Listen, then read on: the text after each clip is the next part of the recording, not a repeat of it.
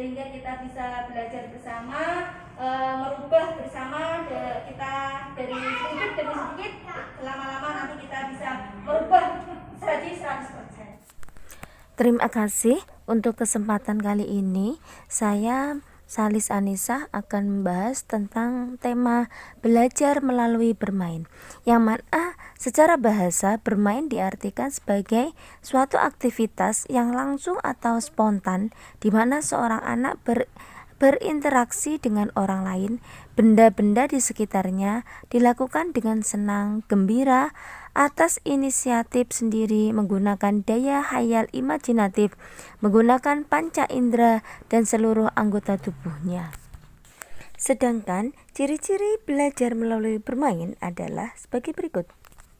Bebas, permainannya itu bebas.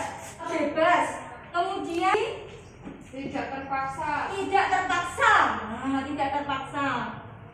Kalau kita mungkin bisa merubahnya. Tidak memaksa ya, tidak memaksa atau tidak terpaksa. Tidak memaksa atau tidak terpaksa. Terus dia itu menuangkan idenya, ide kreativitasnya. Jadi semisal dia ingin belajar masalah main balok susun-susun. Jadi dia menuangkan ide gagasannya sendiri tanpa kita komando. Ide gagasannya sendiri.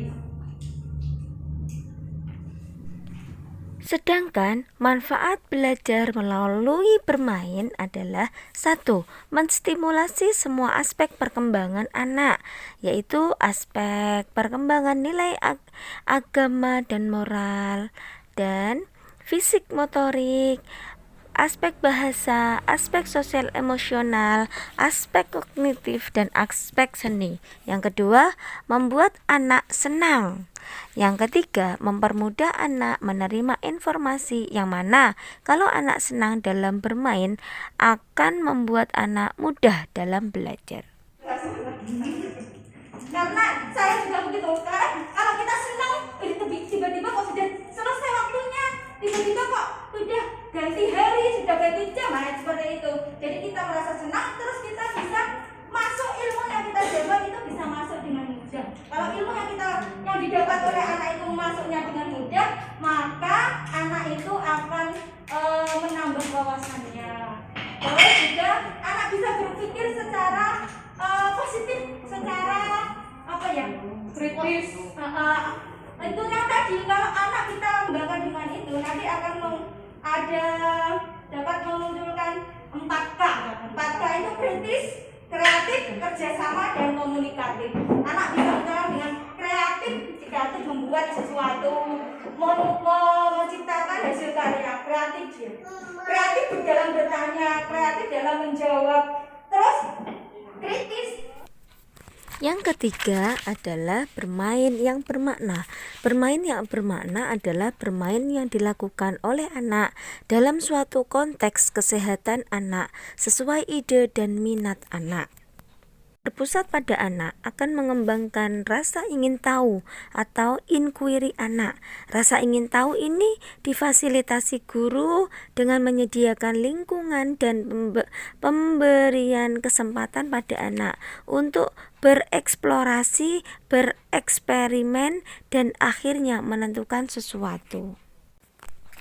Selanjutnya adalah bermain lospat, yang mana lospat artinya sebagai bahan-bahan yang terbuka, dapat terpisah, dapat dijadikan satu kembali, dibawa, digabungkan, dijajar, dipindahkan, dan digunakan sendiri maupun digabungkan dengan bahan-bahan lain.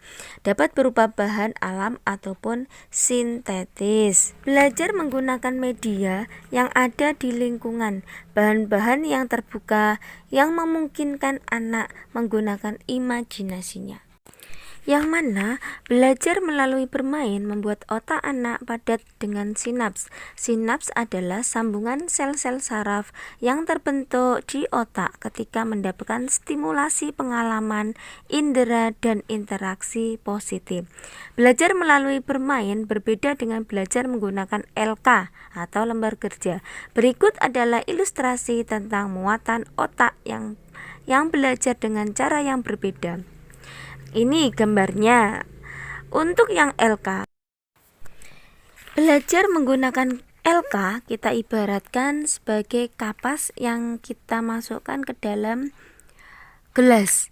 Kalau dilihat secara ukuran memang besar, namun ketika ditimbang beratnya ringan.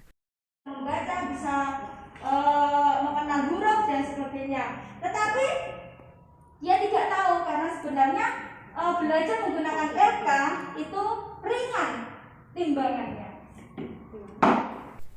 Dan untuk belajar dengan bermain kita ibaratkan sebagai kacang.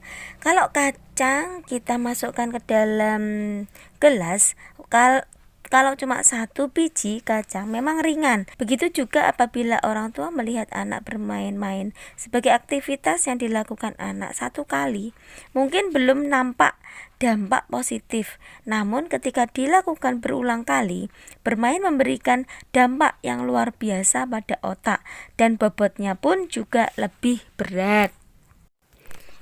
Yang selanjutnya adalah kebiasaan berpikir STEAM. STEAM itu terdiri dari sains, teknologi, engineering, arts, dan matematika.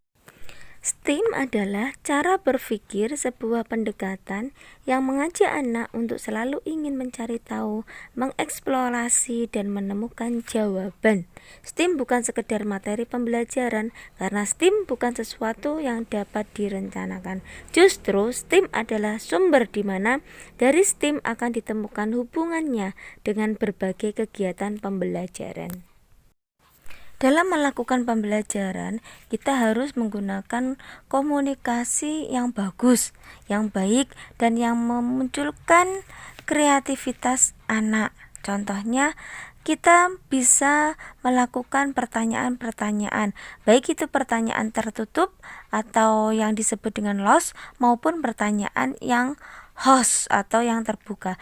Kalau host ibu los dulu ya. Kalau los adalah pertanyaan tertutup, pertanyaan yang sudah ada jawabannya. Jawabannya itu pasti. 1 tambah 1 berapa? 2. Nah, 2 jawabannya pasti. Sapi itu kakinya berapa? 4 pasti.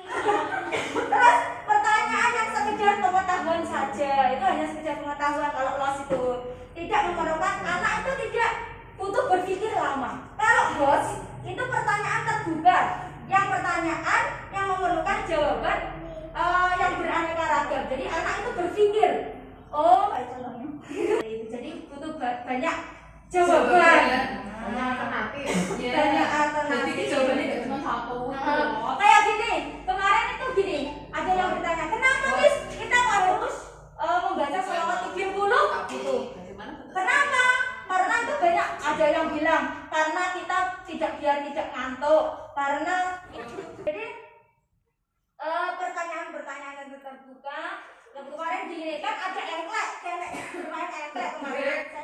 Bayangkan, aku bilang gitu, bayangkan semisal kamu itu kakinya cuma 1, apa yang kamu lakukan? Apa yang terjadi? Gitu.